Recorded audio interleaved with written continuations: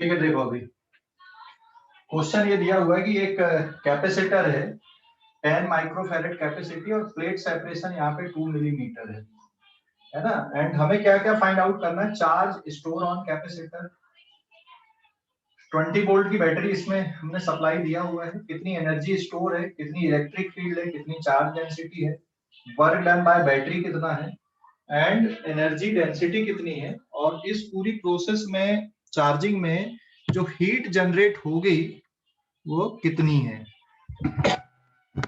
ये सभी कैलकुलेशंस हैं यहाँ पे। तो सबसे पहले अगर हम लोग देखें यहाँ पे चार्ज स्टोर इन कैपेसिटर, तो यहाँ से ये चार्ज आएगा प्लस क्यू, और ये वाली प्लेट पे प्लस क्यू चार्ज आएगा और इस पे आ जाएगा माइनस क्यू, और ये प्लस क्यू चार्ज बैटरी पे पहुंच जाएगा। ठीक ना। So what is the charge store on capacitor? First Q equals to होता है CV, C into potential difference between the plate. So C capacity is 10 microfarad और potential difference कितना हो जाएगा यहाँ पर, it is of 20 volt and this comes out to be 200 microcoulomb is the charge stored on the plate of capacitor. वैसे net charge 0 है, but charge का मतलब पॉजिटिव चार्ज कितना स्टोर है या magnitude of charge store on both the plate. ठीक है, total charge is always 0 on the capacitor, but हम चार्ज स्टोरेज की बात करते हैं तो उसकी जो पॉजिटिव चार्ज कितना आया कैपेसिटर प्लेट पे वो हम लोग देख रहे हैं। अगला पॉइंट क्या है, यहाँ पे हमें निकालना है कितनी एनर्जी स्टोर है। तो एनर्जी स्टोरेज का फार्मूला क्या क्या है आपके पास में, half of Q square upon C, या half of C V square, या हाफ ऑफ क्यू वी, तीन में से कोई भी आप लगा सकते हो यहाँ पे कोई भी formula. It is half of capacity is 10 microfarad into potential difference कितना हो गया यहाँ पे 20 वोल्ट का whole square. So it comes out to be 5 into 400 microjoule. So this can be 2000 microjoule या फिर 2 मिलीजूल, है ना। माइक्रो से ये 3 जीरो और कम कर दोगे तो कितना बचेगा आंसर, मिलीजूल में आंसर बचेगा। तो इतनी एनर्जी इस कैपेसिटर पे स्टोर होगी, है ना, 2 मिलीजूल की इक्वल एनर्जी स्टोर होगी। इसके बाद इलेक्ट्रिक फील्ड कितनी आएगी यहाँ पे, सिंस V इक्वल्स टू लिखते हैं हम लोग ED, इसका मतलब electric field will B V upon D। Potential difference कितने वोल्ट का क्रिएट हुआ 20 वोल्ट का, और प्लेट सेपरेशन कितना यहाँ पे इट इज ऑफ 2 मिलीमीटर। तो इसको जब सॉल्व कर दोगे 2 अपॉन 1000, ये वोल्ट है और ये मीटर है, तो आंसर कितना हो जाएगा 10 into 1000 वोल्ट पर मीटर, या 10 to the power 4 volt per metre is the electric field between the plate. तो दोनों प्लेट के बीच में इतनी इलेक्ट्रिक फील्ड आएगी 10 to the power 4 volt per metre. ठीक है,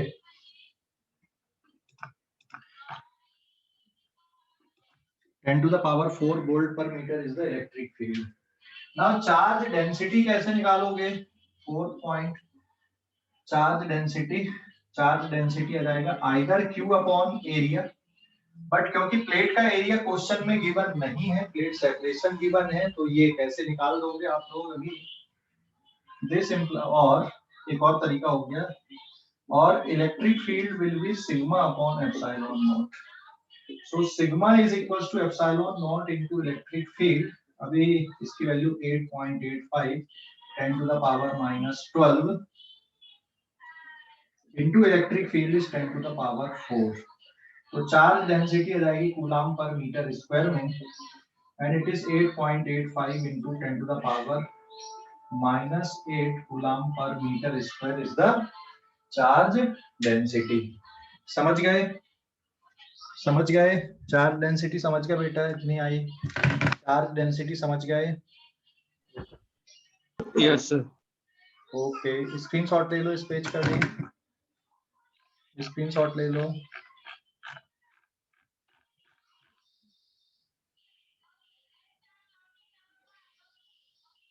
स्क्रीनशॉट ले लो।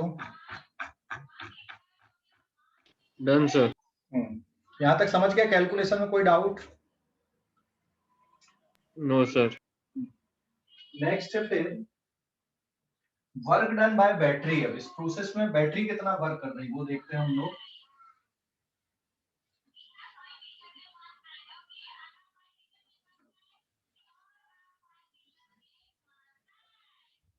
Now this is page number 2.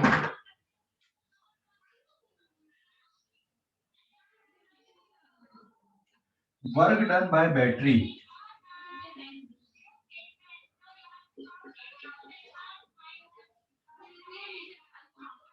Work done by battery. तो वर्क डन बाय बैटरी देखो, ये बैटरी के दो टर्मिनल हो गए, ये नेगेटिव टर्मिनल, ये पॉजिटिव टर्मिनल। यहाँ पर से प्लस क्यू चार्ज यहाँ तक आता है, पोटेंशियल डिफरेंस भी है। वर्क डन बाय बैटरी किसके इक्वल होता है? Q इंटू V के इक्वल होता है। कितना पॉजिटिव चार्ज नेगेटिव इलेक्ट्रोड से कहां तक गया है? पॉजिटिव इलेक्ट्रोड के अंदर तक, अंदर गया है। मतलब यहां से कितना पॉजिटिव चार्ज यहां तक गया। तो टोटल चार्ज कितना आया था हमारे पास में? टोटल चार्ज किसके बराबर था? इट इज ऑफ 200 माइक्रोकूलम, और कितना वोल्ट है यहाँ पे? It is 20 volt. So it comes out to be 400 microjoule या फिर 4 मिली जूल के बराबर वर्क डन बाय बैटरी।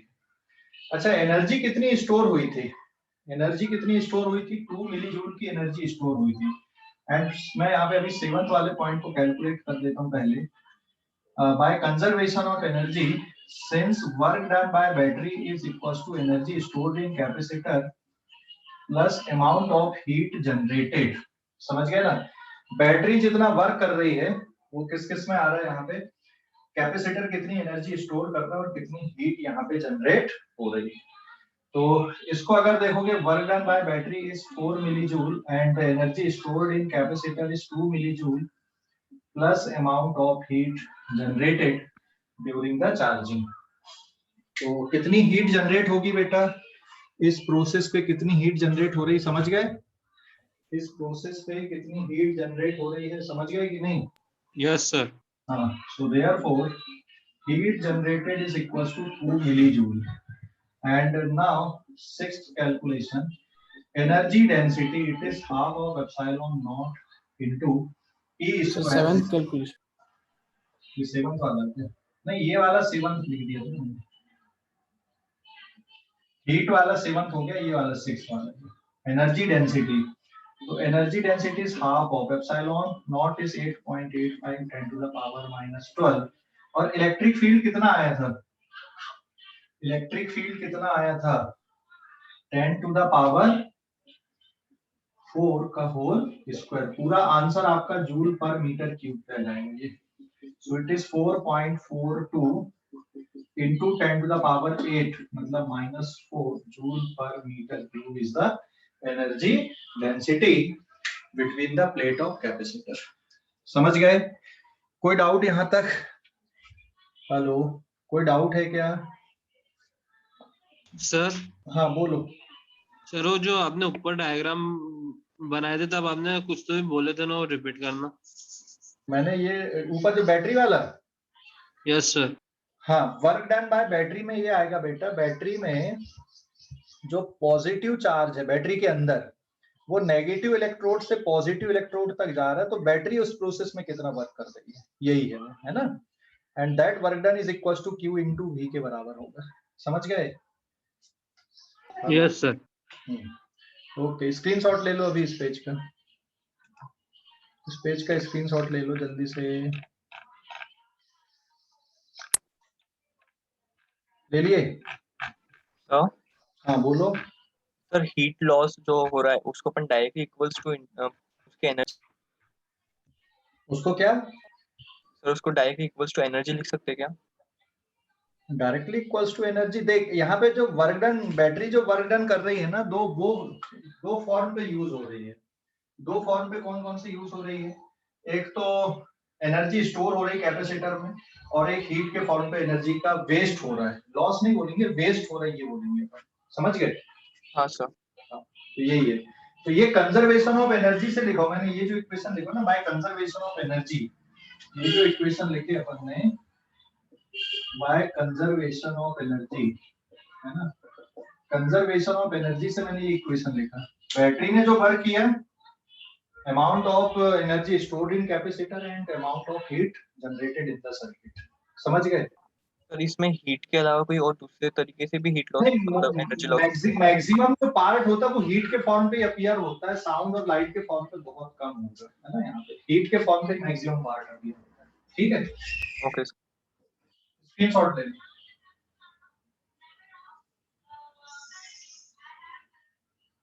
ले लिए? हेलो, ले लिए क्या? स्क्रीनशॉट ले लो जल्दी से।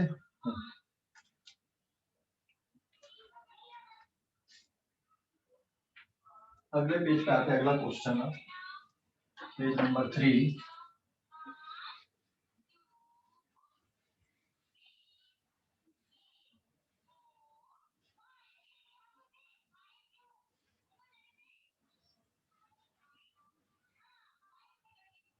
Now this is page number 3. देखो अगला क्वेश्चन है, if there is a charge capacitor, if a charged capacitor is discharged through heater coil, then amount of heat generated। ठीक है, ये इसको इस तरह से देख लो, जैसे मान लो ये कोई कैपेसिटर है और इसको आपने चार्ज कर दिया है ऑलरेडी पहले से, है ना। इस कैपेसिटर की कैपेसिटी सपोज 20 माइक्रोफैरेड है और इस कैपेसिटर को आपने चार्ज किया, ठीक है, जिससे इसके बीच में पोटेंशियल डिफरेंस कितने का क्रिएट हो गया, 100 वोल्ट का पोटेंशियल डिफरेंस इस पे क्रिएटेड है। समझ गए क्वेश्चन? समझ गए? एक चार्ज कैपेसिटर है।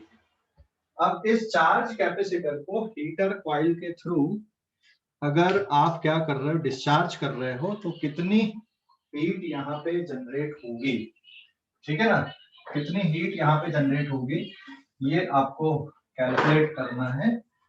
क्वेश्चन समझ गए?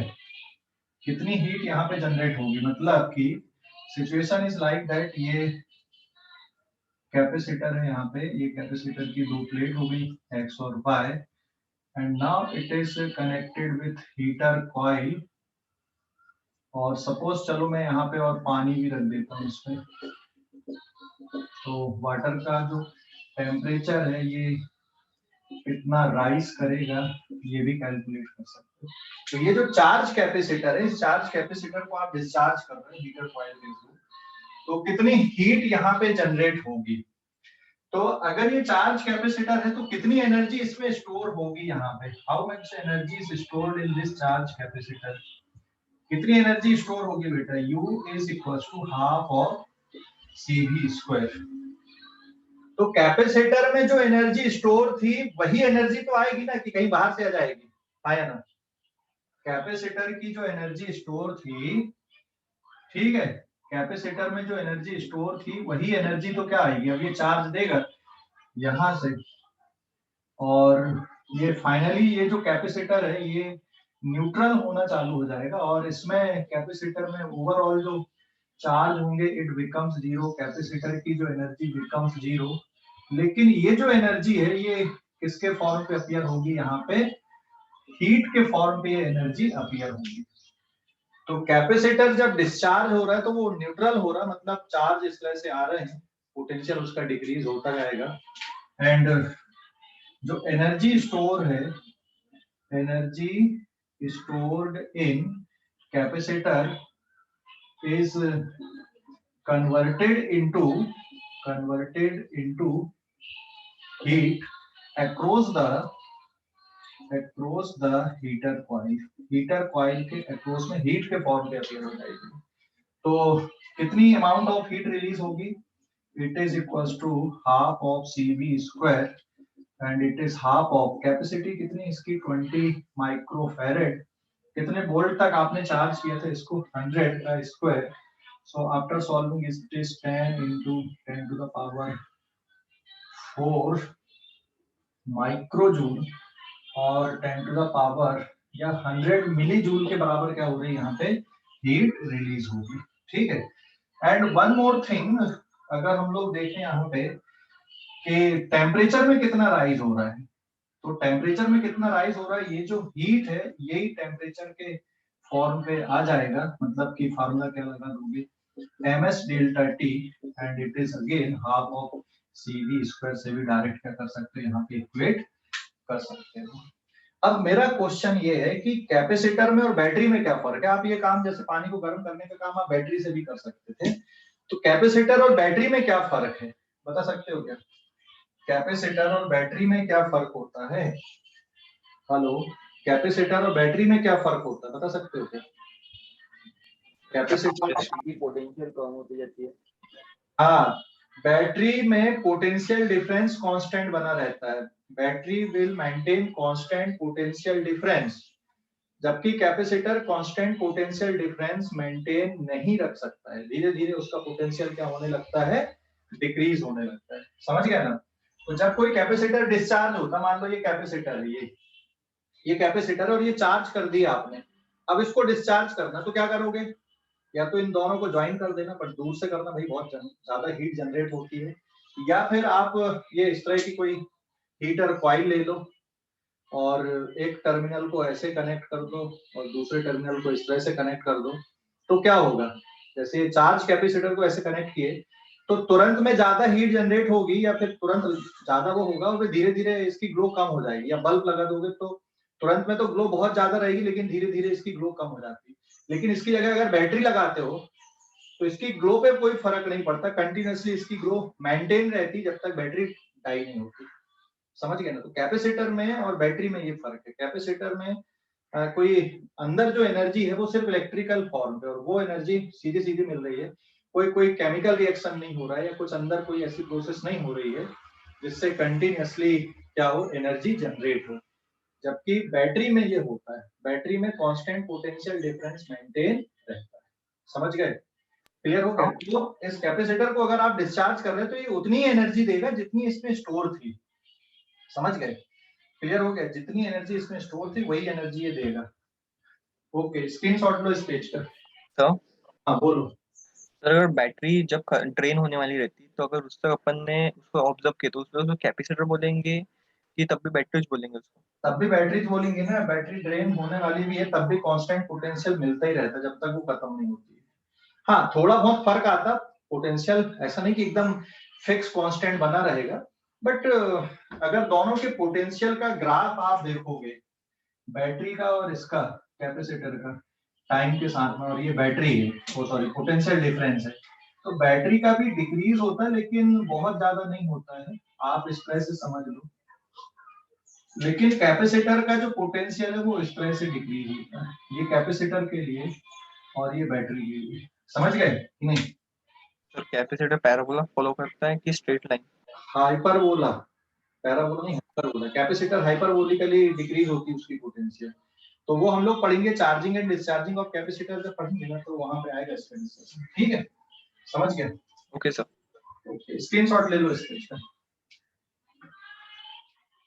स्क्रीनशॉट ले लो जल्दी से,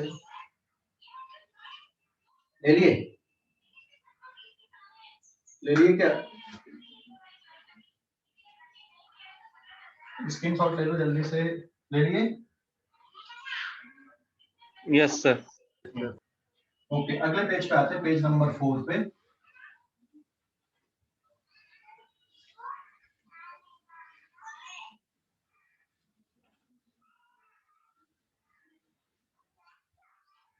अब जब भी जो कैपेसिटर बनते हैं तो कैपेसिटर के साथ में एक चीज दे देते हैं कि भाई इसकी जो कैपेसिटी वो कितनी है और साथ में इसमें वोल्टेज भी दिया रहता है। जैसे तुम लोग देखना जो बल्ब के, जैसे बल्ब खरीदे हो कि नहीं खरीदे हो कभी, बल्ब खरीदे हो? Yes sir. बल्ब के रैपर में कुछ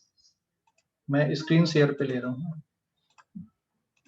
सो लुक एट हियर, ये एक कैपेसिटर दिख रहा है यहाँ पे, दिखा है कैपेसिटर ये, यस सर। है ना? क्या दिख रहा है, क्या क्या लिखा है इसमें कैपेसिटर पे? 22 सर पोटेंशियल है 2200 यूनिट फ़ारेनहाइट। और -40 डिग्री सेल्सियस से प्लस कहीं तक और जा रहा है, वो पूरा प्रॉपर नहीं पढ़ पा रहे हैं अपन। -40 से 85 डिग्री सेल्सियस तक वर्क कर लेगा। 2200 माइक्रोफैरेड उसकी कैपेसिटी है, और ये 16 वोल्ट से लेके आप 220 वोल्ट तक इसको लगा सकते हो। ठीक है, प्रॉपर पढ़ते नहीं बन रहा है, इसमें क्या लिखा है? कोई दिख रहा है ऐसा जो पूरा प्रॉपर पढ़ते बने अपने को?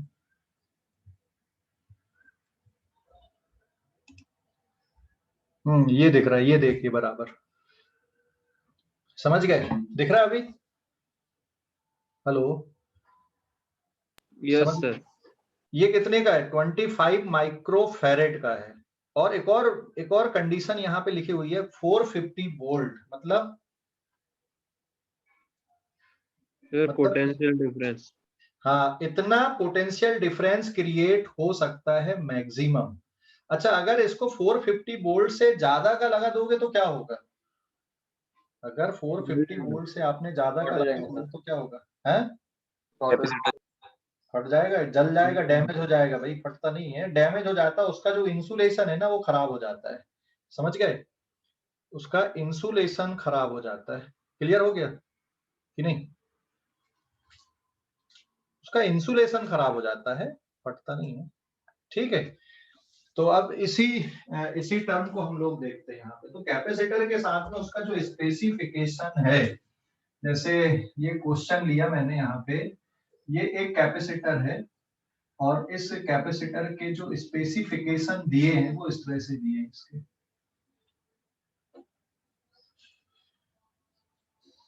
स्पेसिफिकेशन है ना, जैसे कैपेसिटी, इसकी कैपेसिटी है 50 माइक्रोफैरेड प्लस माइनस 5%। ठीक है, फिर वोल्टेज दे दिया इसमें 200 volt.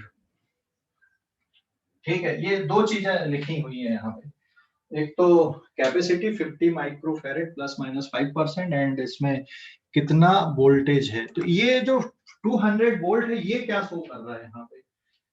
What this 200 volt shows here? Potential difference. हाँ, मतलब सेफ, मतलब आप इसको सेफली 200 वोल्ट तक यूज कर सकते हो, या फिर अगर जब ये चार्ज होता है तो इसकी दोनों प्लेट के बीच में मैक्सिमम 200 वोल्ट का पोटेंशियल डिफरेंस क्रिएट कर सकते हो। अगर इससे ज्यादा का करने जाओगे तो ये डैमेज हो जाएगा। तो ये जो स्पेसिफिकेशन है, it is maximum potential difference it with stand. With stand मतलब समझ गए कि नहीं? इतना आप लगा सकते हो, या अगर ये पूरा चार्ज हो रहा है, इफ कंप्लीटली चार्ज, ठीक है, विथ स्टैंड, और when it completely charged, then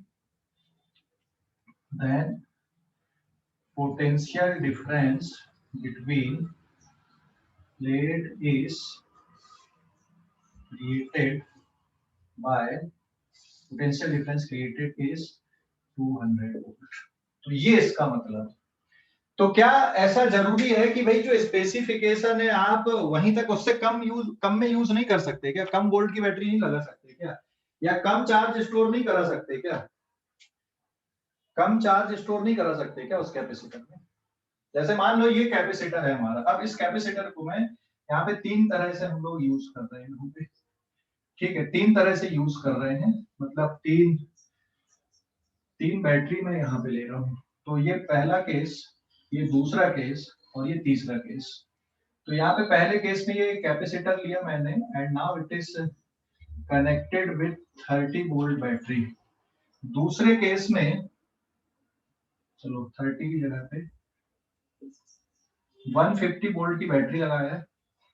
दूसरे केस में मैंने यहाँ पे बैटरी 200 वोल्ट की लगा दिया, और तीसरे केस में मैंने बैटरी लगा दिया यहाँ पे 300 वोल्ट की। ठीक है, क्या होगा बता सकते हो क्या अभी? फर्स्ट केस में क्या होगा? Is it charge with full efficiency? No sir.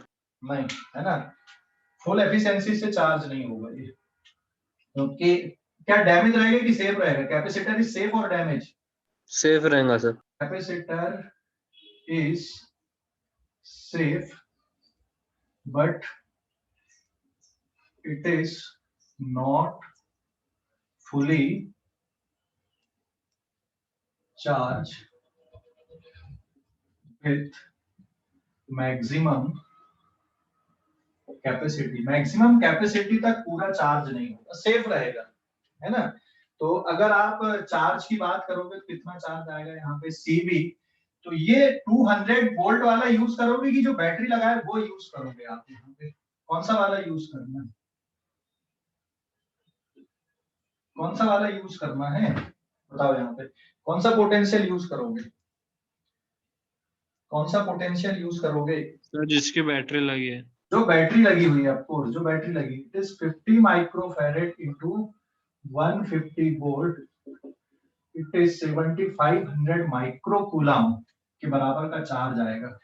और सिमिलरली अगर एनर्जी स्टोरेज भी देखोगे तो यहाँ पे आप CV square half of capacity is 50 microfarad into 150 का स्क्वायर।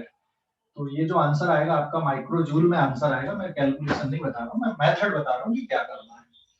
दूसरे वाले केस में बताओगे कैपेसिटर, दूसरे वाले केस में जितना उसकी रेटिंग दी हुई थी, जितना उसका स्पेसिफिकेशन दिया था, आपने उतनी वोल्ट की बैटरी लगा दी है, क्या होगा इससे? जितना इसका स्पेसिफिकेशन है आपने उतनी वोल्ट की बैटरी लगाए, तो capacitor is still safe, capacitor is safe, है ना, capacitor is safe and it is charged with maximum capacity। मतलब जो चार्ज हो जाएंगे ना वो मैक्सिमम कैपेसिटी के साथ में जाएंगे। तो Q is equal to Q maximum is equal to C, and energy भी जो स्टोर हो जाएगी वो पूरी कंप्लीट हो जाएगी। अब इससे ज्यादा नहीं हो सकती, क्योंकि समझिए ना, इससे ज्यादा नहीं हो पाएगी इसमें। क्लियर हो गया? कोई डाउट इस पे?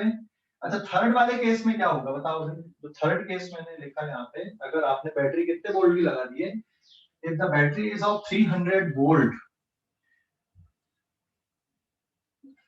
300 वोल्ट की बैटरी आपने अब लगा दिया, क्या होगा बेटा जल्दी बताओगे? 300 वोल्ट की बैटरी आपने लगा दिया, अब क्या डैमेज हो जाएगा। हाँ, कैपेसिटर अब सेफ रहेगा कि डैमेज हो जाएगा? डैमेज हो जाएगा। क्या चीज डैमेज होगा? कभी कैपेसिटर को तोड़ के देखा आप लोगों ने? जैसे कैपेसिटर तोड़ के देखना, क्या निकलता है इसमें?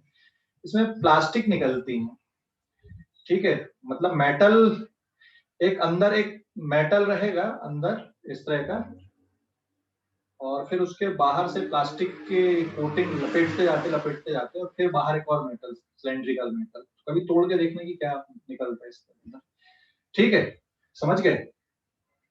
और उसमें क्या रहता है? इंसुलेशन रहता है, वो जो प्लास्टिक वगैरह रहती है वो इंसुलेशन होता है। तो अगर आप इसको 300 वोल्ट की पावर सप्लाई से कनेक्ट कर दोगे तो कैपेसिटर विल बी डैमेज। क्या लिखोगे? कैपेसिटर विल बी डैमेज और इट्स इंसुलेटर और dielectric material is burn out मतलब जल जाते हैं। ऐसा हो सकता है, आग भी लग सकती है, कुछ और डैमेज भी हो सकते हैं। जैसे तुमने देखा होगा घर में फैन की मोटर जल गई, तो कब जल जाती फैन की मोटर? या तो बहुत लंबे समय तक आप यूज कर रहे हैं, इतना ज्यादा हीट जनरेट हो गई उसमें की जो बाइंडिंग्स होती है ना, उसमें इंसुलेटर मटेरियल लगाते हैं उसमें, वो जलता है। ऐसा थोड़ी कि कॉपर की वायर जल जाते हैं उसमें। फैन का जले हुए फैन को देखा कभी क्या? जो मैकेनिक्स वगैरह खोल के देखते जब सुधारते, तो उसको देखा कभी? हेलो, देखा कभी? तो उसकी जो इंसुलेशन होता है वायर में, वो उसका जलता है, इंसुलेशन जलता है। जैसे ये कैपेसिटर डैमेज होगा, ऐसा थोड़ी कि कैपेसिटर जल जाएगा पूरा लकड़ी जैसे बस राख बचेगी, ऐसा थोड़ी रहेगा। ठीक है, या मदरबोर्ड में जब कैपेसिटर जल जाता है तो उसका जो इंसुलेटिंग प्रॉपर्टी है ना वो जलती है। ठीक है, इंसुलेटिंग प्रॉपर्टी इंसुलेटर जल जाते हैं उसके, और इससे उसकी जो फंक्शनिंग होती है ना वो अफेक्ट हो जाती है। समझ गए?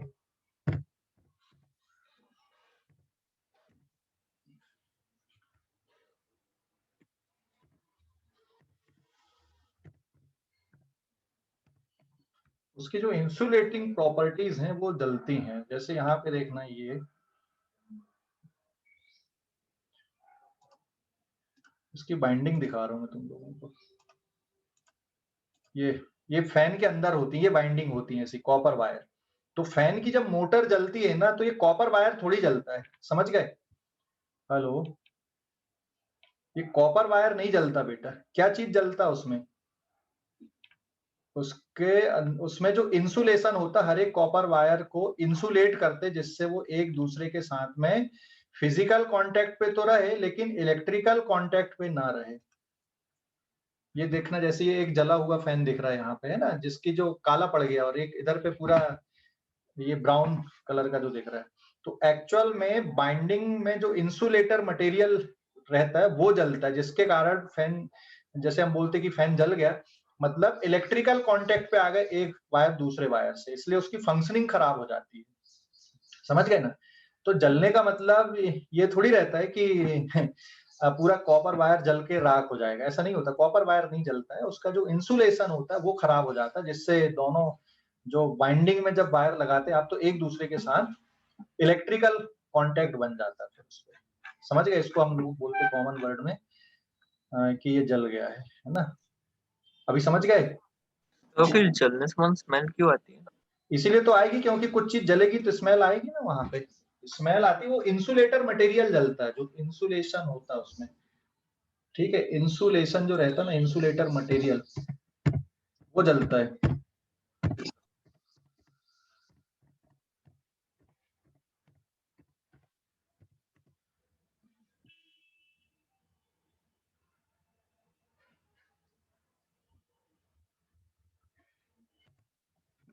इंसुल इंसुलेशन जलता है उसका।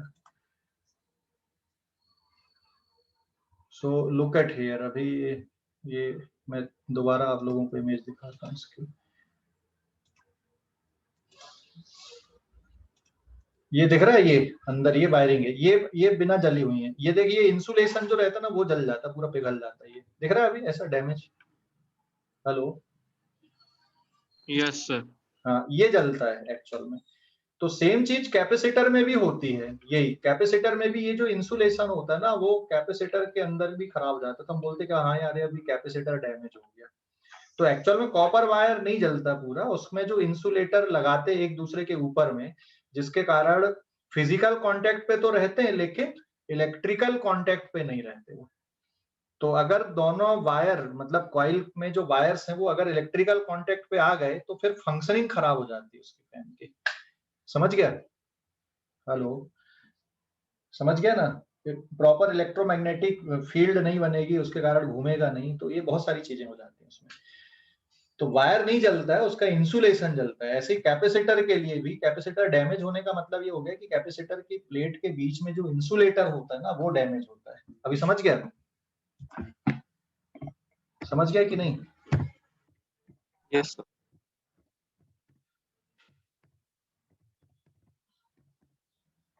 सर इंसुलेटर के होते हुए भी उनके बीच फील्ड होती है? क्या क्या?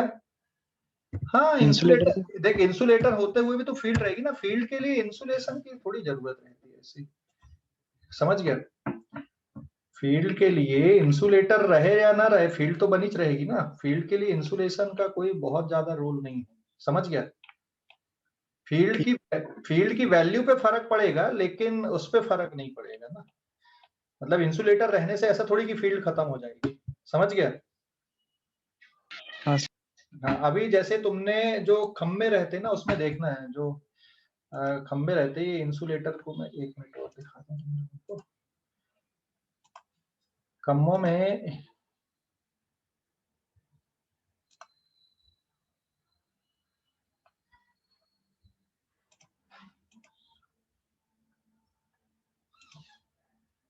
ये वाला स्क्रीन शेयर देखना, ये खम्भों में देखा है ये इस तरह से, ये क्या लगे रहते हैं, इंसुलेटर लगे रहते हैं, ये सब इंसुलेटर होते हैं जिसके कारण फिजिकल मतलब वायर को यहाँ पे टाइट करके बांध देते हैं, और जिससे ये रहता है कि खंबे के साथ में, पोल के साथ में इलेक्ट्रिकल कांटेक्ट नहीं होता।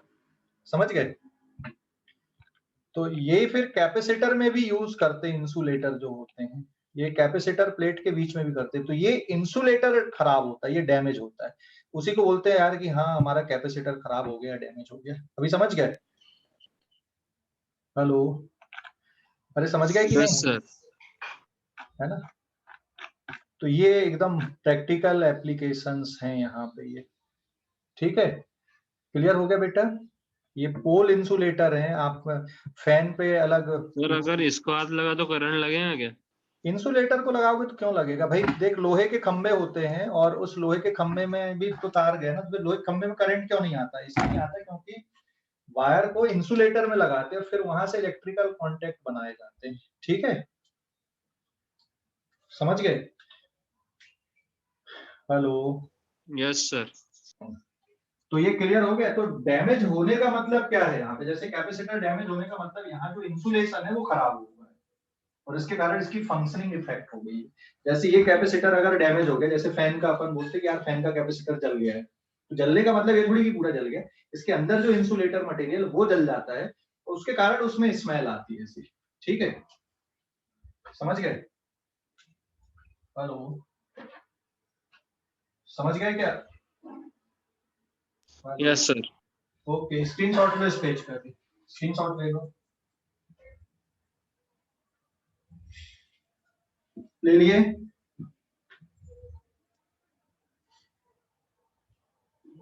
Yes screenshot sir. ले लिए क्या? ठीक है, अगले पेज पे जाते हैं हम लोग, पेज नंबर 5 पे।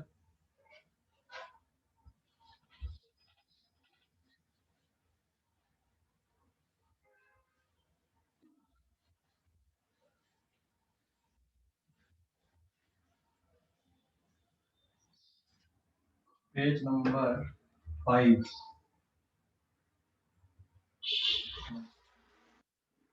पेज नंबर 5 आगे आते हैं अपनी अगले कॉन्सेप्ट। तो एक कॉन्सेप्ट पॉइंट है अभी यहाँ पे। ठीक है,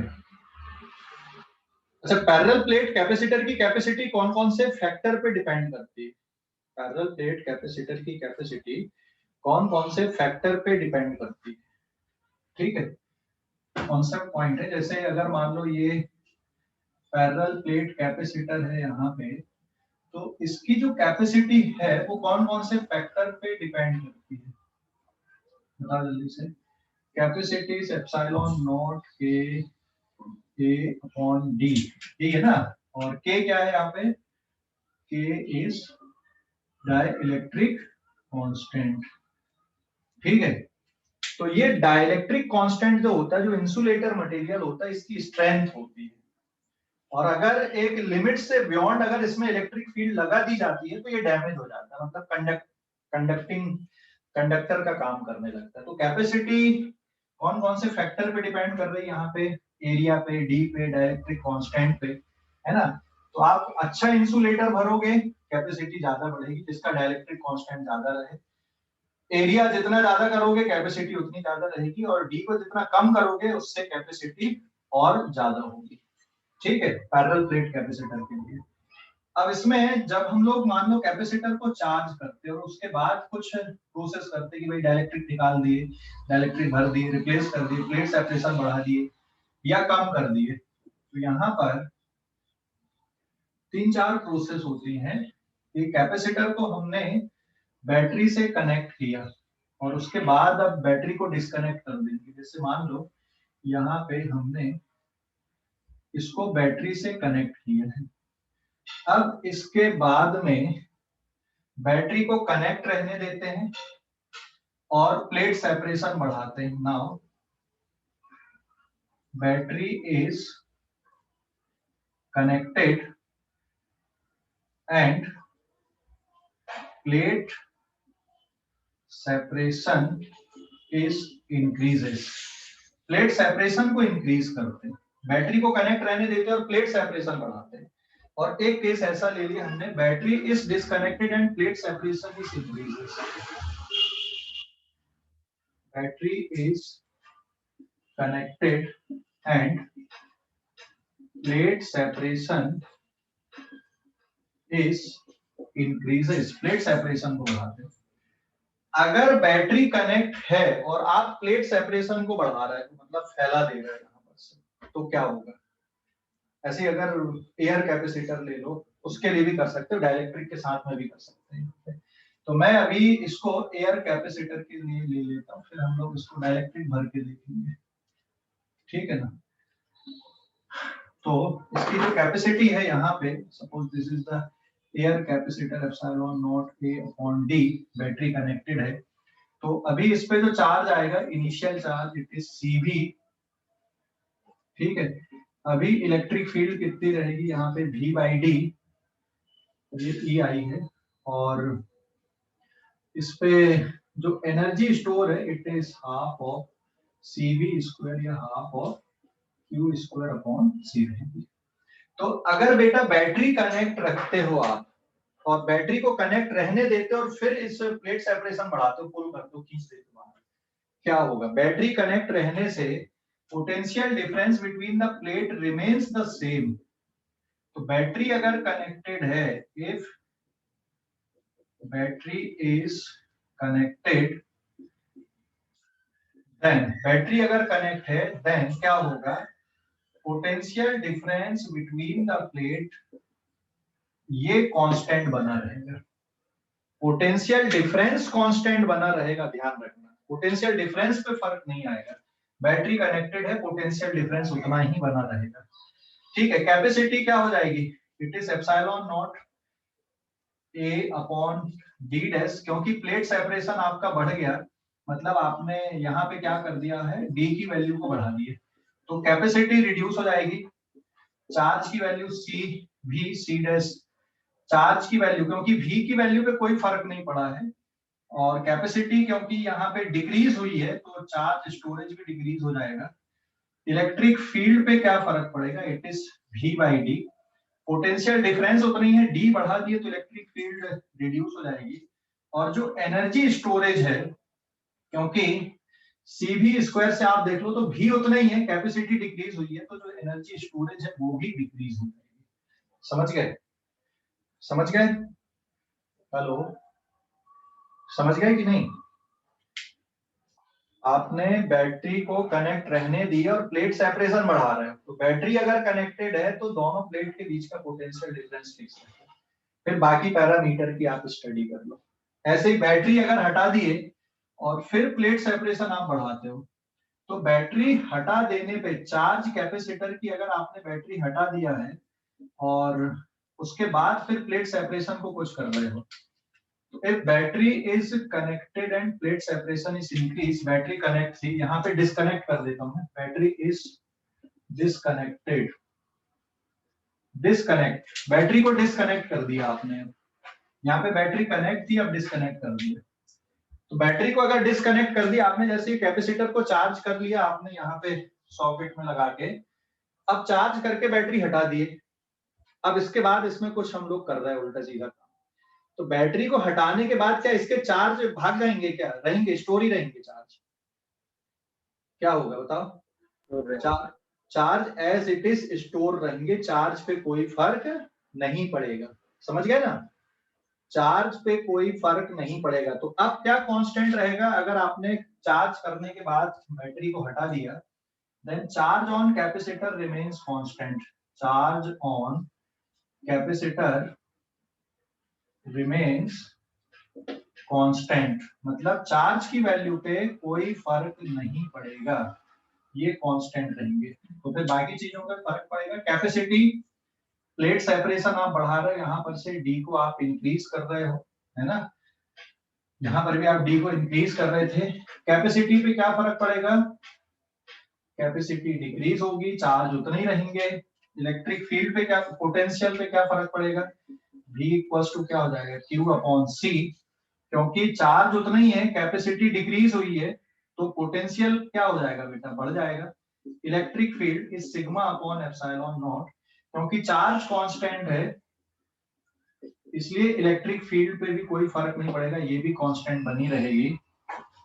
और एनर्जी स्टोरेज पे अगर आप देखोगे it is half of Q square upon C से कर लो, तो क्यू कांस्टेंट है, सी डिक्रीज हो रहा है, सी डिक्रीज हो रहा है, तो एनर्जी स्टोरेज क्या हो रही है यहाँ पे, इंक्रीज कर रही है। ठीक है, समझ गए स्टेप्स? स्टेप्स समझ गए कि डाउट है कुछ? सर और एक बार बताना, मैं डिस्कनेक्ट हो गया था। क्या बेटा?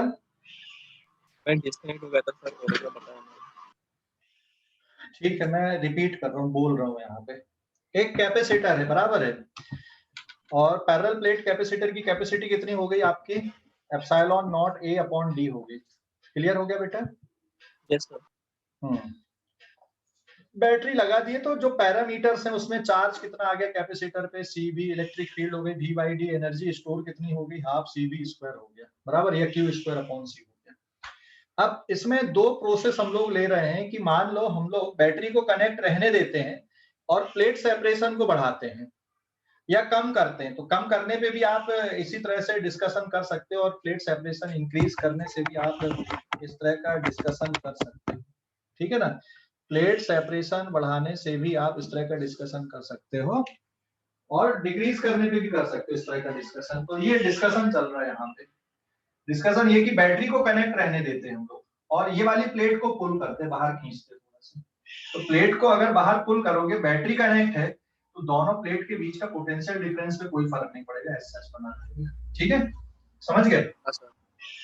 हाँ, कैपेसिटी डिक्रीज हो जाएगी क्योंकि सेपरेशन बढ़ गया, एरिया पे तो कोई फर्क नहीं पड़ रहा है, एप्सिलॉन नॉट वही है, कैपेसिटी डिक्रीज हो गई। चार्ज की वैल्यू सी डैश भी, चार्ज स्टोरेज कम हो गए, field V by D, D बढ़ गया तो फील्ड डिक्रीज हो गई, एनर्जी स्टोर ये भी डिक्रीज हो जाएगा। क्यों डिक्रीज हो जाएगा, आप फार्मूले में देख सकते हो, एनर्जी स्टोरेज का फार्मूला आप क्या लगा लोगे यहाँ पे, half of C V square. तो क्योंकि कैपेसिटी डिक्रीज हो रही है, भी उतना ही है, तो एनर्जी स्टोर क्या हो रहा है यहाँ पे, डिक्रीज हो रहा है। समझ गए? हाँ।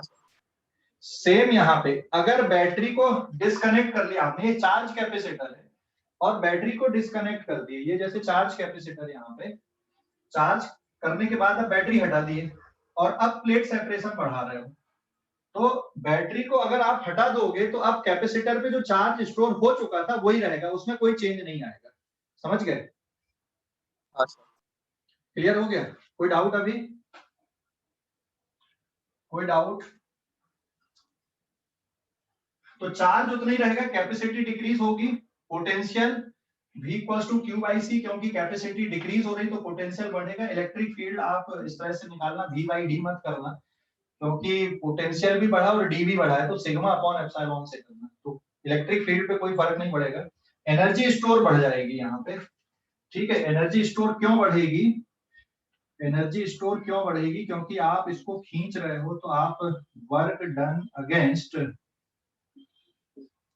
आप अगर प्लेट सेपरेशन बढ़ा रहे तो आपको इलेक्ट्रिक फील्ड के अगेंस्ट में वर्क करना पड़ रहा है, और आप जब वर्क करोगे इलेक्ट्रिक फोर्स के अगेंस्ट में, तो वो वर्क एनर्जी के फॉर्म पे और स्टोर होगा।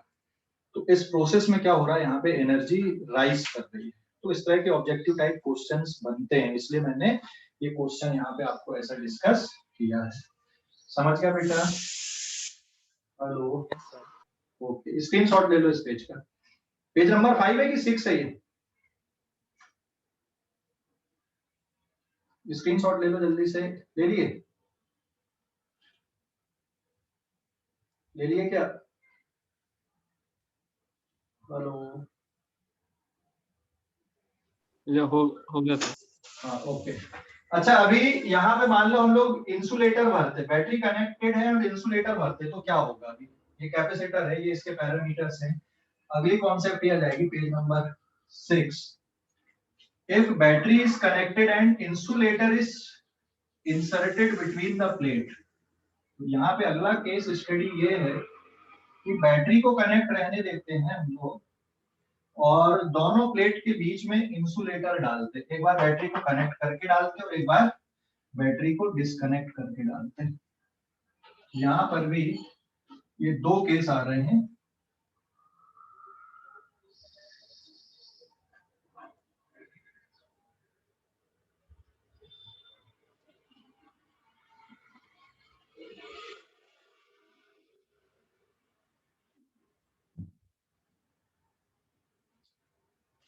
बैटरी कनेक्टेड रहने दिए हमने और इन दोनों प्लेट के बीच में इंसुलेटर इंसर्ट कर दिया। Insulator is inserted, insulator is inserted and battery is connected, battery is connected.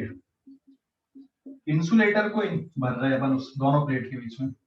यहां पर भी चार्ज कैपेसिटर था, battery is disconnected and then insulator is inserted.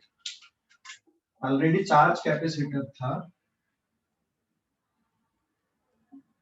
और अब आप यहाँ पे बैटरी को हटा दिए हो।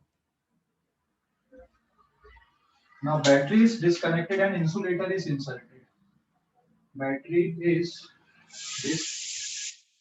disconnected and insulator is inserted between the plate।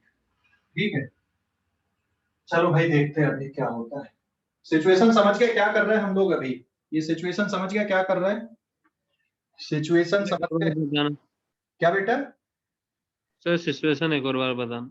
Situation ये है कि जो कैपेसिटर है ना, कैपेसिटर की दोनों प्लेट के बीच में हम लोग इंसुलेटर भर रहे हैं अभी। ठीक है, एक केस में क्या देख रहे हैं हम लोग कि बैटरी कनेक्ट रहने देते, बैटरी कनेक्ट रहने देते और इंसुलेटर डाल रहे हैं। और एक केस में क्या देख रहे हैं हम लोग, बैटरी हटा दिया और उसके बाद इंसुलेटर डाल रहे हैं। समझ गए ना? समझ गए? तो बैटरी अगर कनेक्टेड है तो क्या कांस्टेंट बना रहेगा? If battery is still connected, then potential difference between the plate कैसा बना रहेगा? Vx minus Vy is equals to V। ये कांस्टेंट बना रहेगा, ये डिक्रीज नहीं होगा। समझ गए ना? और अगर बैटरी हटा दिए आपने, if battery is disconnected, then charge remains constant। If battery is disconnected, then charge remains constant।